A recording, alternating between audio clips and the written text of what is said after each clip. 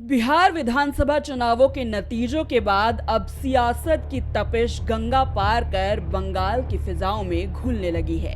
जहां सत्ता बचाने की हड़बड़ी है, तो वहीं वोटों की फसल काटने के लिए मजहब को एक बार फिर मैदान में उतारा जा रहा है। एसआईआर के मुद्दे की आड़ में ममता बनर्जी सरकार मुस्लिम मतदाताओं को साधने की रणनीतिक शतरंज बिछा रही है।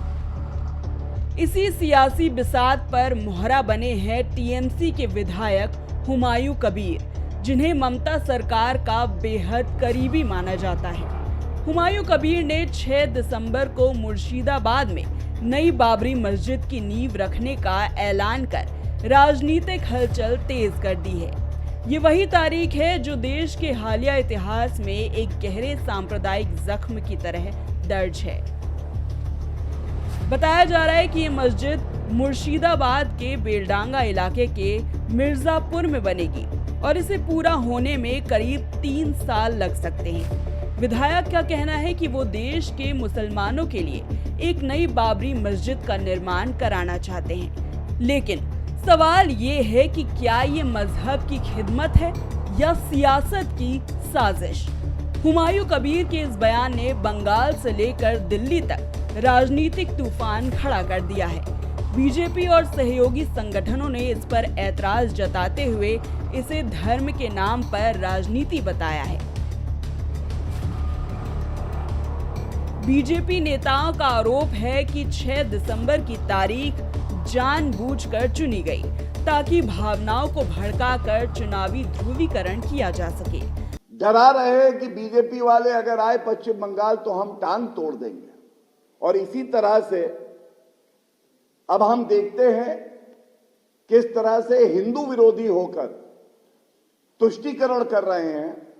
और मैं अंत करूंगा ये कह के, ये ममता बनर्जी के वक्तव्य हैं। एक भाई ने जय श्री राम का नारा लगाया पश्चिम बंगाल में। ममता बनर्जी अपनी गाड़ी से उतर के कहती हैं गुस्सा होकर, तिलमिलाकर, तुम्हारी चमड़ी उधेड़ दूंगी। उस भाई की गलती थी ममता बनर्जी के हिसाब से कि उसने जय श्री राम कहा।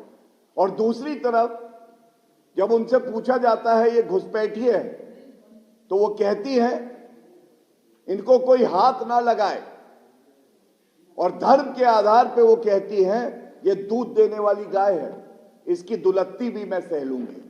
वहीं दूसरी ओर कांग्रेस ने बीजेपी पर पलटवार करते हुए कहा कि भारतीय संविधान हर नागरिक को मंदिर, मस्जिद, चर्च और गुरुद्वारा बनाने की आजादी देता है। वहीं कांग्रेस ने पलटवार करते हुए कहा है कि भारतीय संविधान हर नागरिक को मंदिर, मस्जिद, चर्च और गुरुद्वारा बनाने की पूरी आजादी देता है। उनका आरोप है कि बीजेपी इस मुद्दे को जानबूझकर सांप्रदायिक रंग दे रही है ताकि हिंदू मुस्लिम के ध्रुवीकरण से चुनावी फायदा उठाया जा सके। वहीं दूसरी ओर इस बयान पर संत संगठनों ने कड़ी आपत्ति जताई और इसे सुप्रीम कोर्ट के फैसले की भावना के खिलाफ बताया। जब केदारेश्वर में बना रहा था तो वहां से मेरे खिलाफ प्रेस कराई गई। ये प्रेस कराई गई कि ये मंदिर नहीं बनना चाहिए, और वहां के पुजारियों ने कहा हम प्रेस नहीं करेंगे। तो बीजेपी ने अपना कार्यकर्ता खड़ा किया वहां पे, फिर वहां के मुख्यमंत्री जी से कहलवाया गया। तो बीजेपी हर धर्म के खिलाफ है। बीजेपी चाहती जैसा वो कहें धर्म वैसे ही अपना लीजिए आप।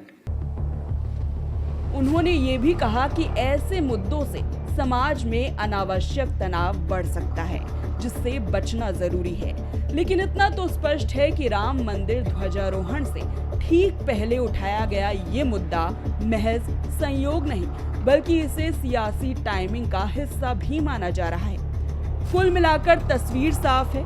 एक तरफ सत्ता, दूसरी तरफ आस्था और बीच में जनता, जिसे एक बार फिर धर्म के नाम पर वोट बैंक में तब्दील करने की पूरी कोशिश की जा रही है।